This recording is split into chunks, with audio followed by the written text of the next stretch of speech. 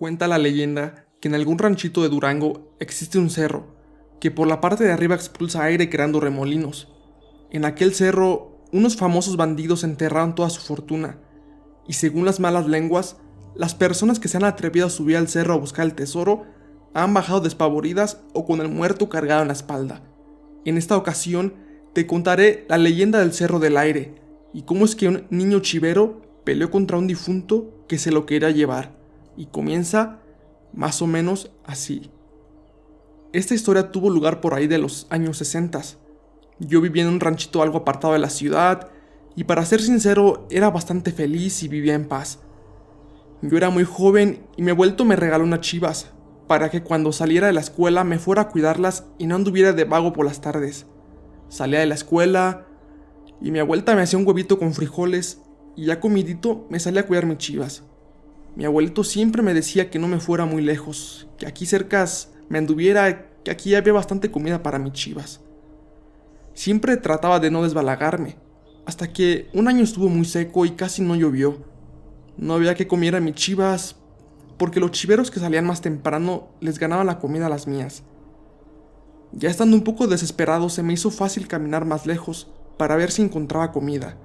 Caminé, y tras haber caminado unas 2 horas, por fin encontré hierba para mis chivas en la falda de un cerro muy grande. Mientras estaba cuidando a mis chivas, miraba cómo se creaban remolinos en la punta del cerro. Se escuchaba un zumbido y seguido de ello se miraba cómo se creaba un torbellino. Aquello me tenía tan intrigado, pero las chivas me detenían para ir a ver de qué se trataba, ya que si las dejaba solas, se podían ir desbalagadas, o incluso alguien me las podía robar. Me regresé a mi casa y, tras la intriga de saber qué es lo que era eso, decidí preguntarle a mi abuelito, aún sabiendo que me regañaría por haberme ido tan lejos. Le dije: abuelito, ¿usted sabe qué es lo que pasa en el cerrito que está como a 2 horas de aquí, yendo rumbo el ranchito de las cuevas? Mi abuelito se sorprendió y me dijo: ¿a poco te fuiste hasta allá, hijo?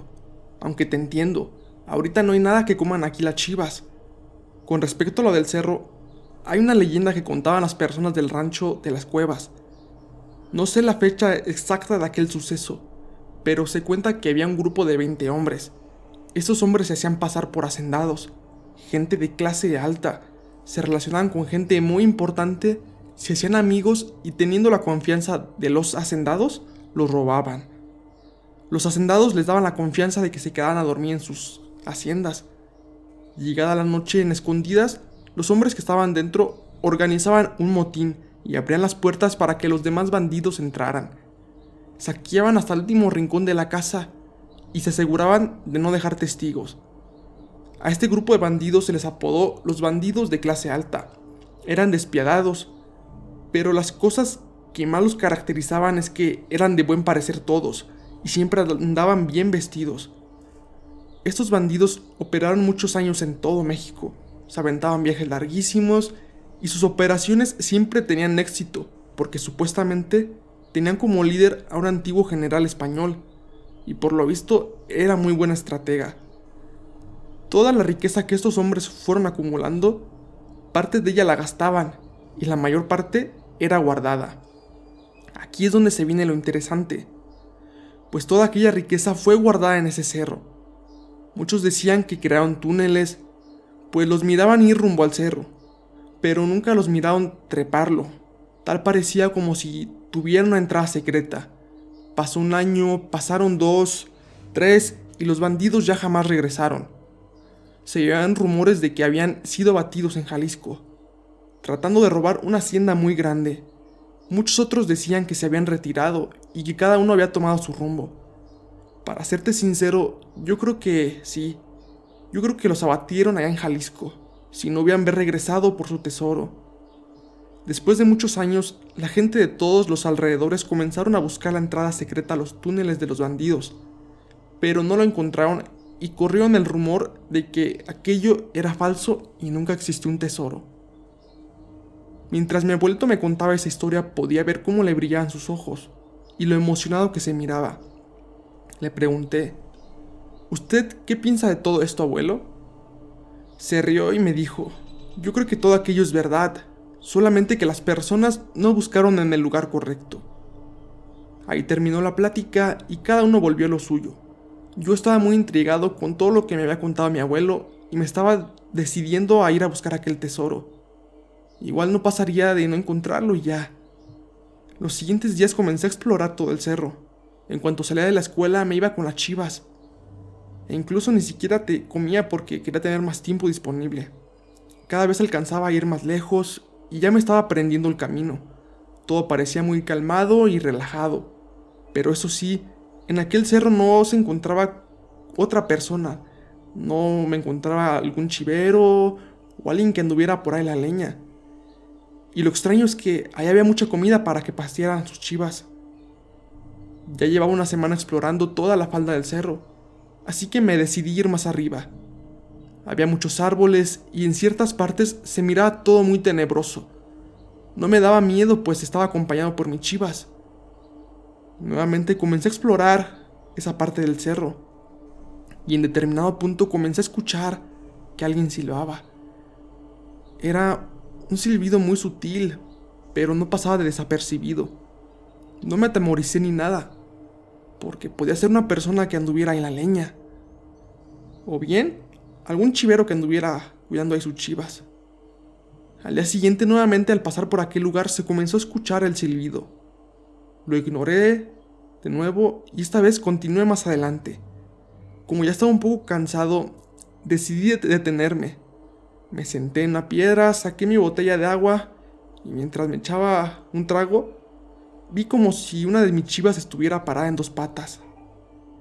Salpiqué toda el agua en el piso y volteé deprisa, pero todo estaba en orden. La chiva estaba parada normal, comiendo hierba. Esto sí hizo que me espantara un poco y comencé a llamar a todas mis chivas. Deprisa comencé a descender aquel cerro y justo en el lugar donde escuché el silbido, al ir descendiendo, me empezaron a hacer un sonido un poco extraño que va más o menos así. Ch, ch, ch. Volteé para todos lados. En lo alto de la peña estaba un hombre escondido. Tenía su vestimenta negra y traía un gran sombrero. Al mirarlo, aquel hombre me comenzó a llamar con la mano que fuera hacia donde estaba él. En eso me echó a correr. No estaba para averiguar qué era lo que quería aquel hombre. Todas mis chivas venían corriendo atrás de mí. Parecía que en el suelo tocaba de tan rápido que iba bajando. Ya estando en la falda del cerro, a lo lejos miré a un señor chivero. Iba pasando a toda prisa por ahí y lo llamé. El señor se esperó y me dice: «Ya te asustaron ahí en el cerro, ¿verdad? Lo veo porque tu cara está toda pálida». Miré a un señor que me llamaba. Estaba todo vestido de negro y traía un sombrero, le dije al señor. «Uy, no, y corriste con suerte. Otros chiveros que han ido ahí han visto cosas peores. Una vez un amigo mío se quedó dormido y cuando despertó, miró como un macho cabrío negro estaba parado en dos patas y le hablaba. Hacía muchos chiveros que se han animado a subir, se han llevado muchos sustos. Yo por eso no pongo ni un pie en aquel cerro». Lo que restaba de la tarde, me anduve con aquel señor paseando las chivas y me estuvo contando muchas anécdotas e historias, pues él vivía en un ranchito cerca de ahí. Ya casi cuando se estaba ocultando el sol, me fui para mi casa.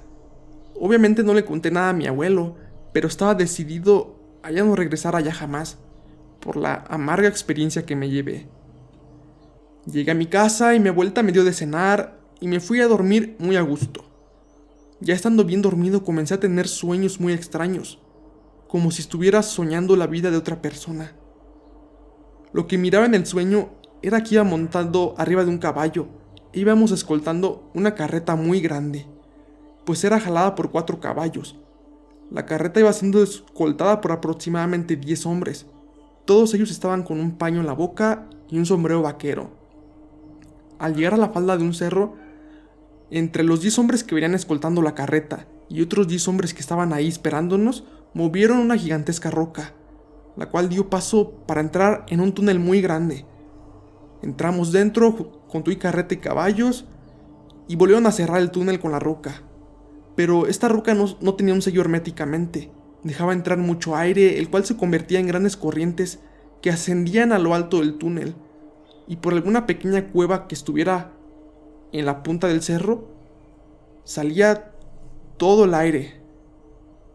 Justo en el momento en que los hombres se iban a quitar los paños de la cara, cuando estábamos todos reunidos alrededor de la carreta, mi sueño cambió drásticamente, pues ya no estaba en aquel lugar. Ahora no eran las visiones de otra persona, eran mis propias visiones, era yo mismo. Me encontraba en medio de una arboleda completamente solo. Detrás de un árbol que tenía enfrente a unos cuantos metros, se comenzó a asomar un hombre. Todo apuntaba a que era el hombre de aquella vez. Mi instinto me decía que corriera, pero no podía mover los músculos. Poco a poco aquel hombre se comenzó a acercar, hasta que llegó y se paró justo frente a mí. Era un hombre de estatura mediana, su color de piel era blanco y sus ojos tenían un color claro. En ningún momento vi que se quitara el paño o moviera su boca. Lo curioso es que podía escuchar perfectamente su voz. Me decía que me regalaba todo el dinero que había en aquel cerro, pero la única condición es que no le tenía que contar a nadie. Solamente yo tenía que entrar y sacar todo aquel dinero. De lo contrario, decía que me podía volver loco y vagaría por el cerro. En ese instante aquel hombre sacó 5 monedas de oro y me las regaló para que viera que era real aquel tesoro. Cantó el gallo y desperté de aquel sueño. Lo curioso es que en mis manos se encontraban las resplandecientes monedas de oro que aquel hombre me había dado. No podía creer lo que estaba mirando y decidí esconderlas debajo de mi cama. Por obvias razones, no me volví a acercar a aquel cerro ni de chiste. Busqué otros lugares para llevar a pasear mis chivas. Los días pasaban y me sentía cansado, sin energías. Aun aunque durmiera mis 8 horas de sueño, sentía como una grande carga en mi espalda. Mi acostado estaba a gusto. Un día mientras dormía comencé a soñar que andaba en la laguna nuevamente. El agua estaba tan clarita que parecía un espejo. Poco a poco me fui acercando a la laguna y cuando finalmente pude ver mi reflejo, me miré con un aspecto sombrío, como si mi vida se estuviera acabando, y en mi espalda se miraba como si algo estuviera agarrado de mí. Era una masa amorfa de color negro.